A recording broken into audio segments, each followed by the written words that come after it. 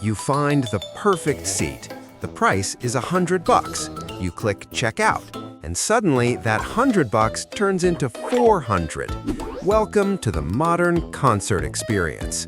It's like ordering a burger, but the restaurant charges you extra for the plate, the waiter's shoes, and the air you breathe while eating it. They call them service fees. I call them the only reason I can't afford rent this month fees. But here's the kicker.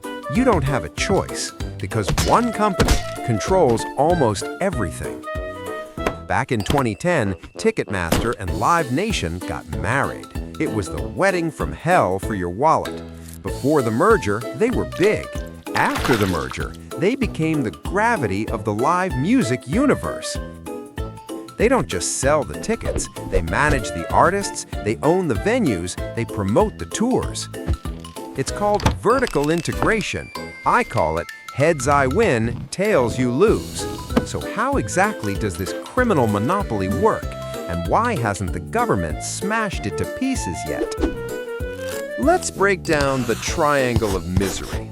To play a show, you need three things: a band, a building, and a ticket. If you own a venue and want a huge artist, guess who manages them? Live Nation. You don't sign with them, the bus keeps driving. If you're an artist and want to play the big arenas, guess who owns them? Live Nation. You want in, you use their ticketing. It is a closed loop, a self-feeding ecosystem where competition goes to die.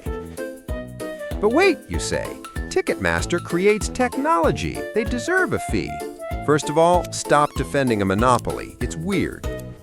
Their technology crashes every time a popular artist goes on sale. That $50 fee isn't for server maintenance. Here is the dirty secret. Ticketmaster's main product isn't tickets, it's hate. Venues love Ticketmaster. Why? Because Ticketmaster gives the venue a cut of those service fees. It's a kickback. Ticketmaster agrees to look like the bad guy, charge the massive fee, and secretly funnel cash back to the venue owner. They get rich, you get angry at the wrong person, and the wheel keeps turning. But then, along came the bots. You aren't competing against other fans. You are fighting an army of scripts and bots. A human takes 3 seconds to click. A bot takes 3 milliseconds. You lost before the page even loaded. The entire stadium sells out in minutes. But where did the tickets go? Did 50,000 people really click that fast? Nope. They went straight to the secondary market. StubHub, SeatGeek, and, wait for it, Ticketmaster resale. This is the double dip. Ticketmaster collects a fee when the bot buys the ticket and another fee when the bot resells it to you. They have zero incentive to stop scalpers. Scalpers are their best customers. They are the whales. Remember Verified Fan, the system designed to stop bots? Yeah, the bots figured that out in about a week. But the real knife in the back? That's called dynamic pricing. They looked at Uber and airlines and said, hey, why don't we charge people more just because they're excited? It's supply and demand on steroids. If a lot of people click on a seat, the price doubles in real time. You see a seat for $200. By the time you verify your email, that same seat is $800. The chair didn't get more comfortable. They invented a term called official platinum. It sounds fancy. It sounds VIP. It sounds exclusive.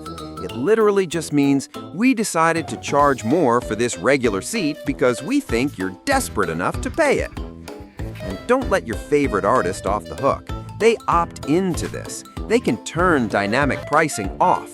Most don't. But the pricing is only half the scam. The other half is scarcity.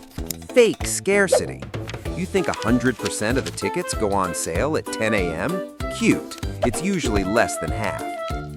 Credit card pre-sales, fan clubs, promoter holds, venue holds. The public on sale is actually the leftovers on sale. So you have millions of people fighting for a few thousand scraps. Panic sets in. Prices skyrocket. This system worked perfectly for the monopoly for years, until they messed with the wrong fan base. Enter the Eras Tour, the disaster that finally woke up the US government. November 2022. The system didn't just fail, it melted. Millions of fans were locked out in a digital parking lot. Ticketmaster made a fatal calculation error. They pissed off the most organized paramilitary force on the internet. Teenagers who didn't know what antitrust meant on Monday were legal scholars by Friday. Suddenly, senators who still have AOL email addresses were very interested in dynamic pricing algorithms. We got a Senate hearing. It was painful. Lots of bad lyric puns, but it got the ball rolling. The Department of Justice finally woke up and filed a massive antitrust lawsuit. The goal, to prove they are an illegal monopoly and, hopefully, break them up. They want a forced divorce. Live Nation on one side, Ticketmaster on the other. Actual competition. Ticketmaster argues that breaking them up won't lower prices. They say it's the artists, it's the production costs. So, will a breakup actually fix anything? Or is live music just permanently broken? Here's the hard truth. Breaking them up might not make tickets cheap again. Artists still want to get paid. Tours are massive now. 70 trucks, lasers, giant screens. That stuff costs a fortune. But competition forces companies to actually try. Right now, Ticketmaster doesn't have to be good. They just have to be there.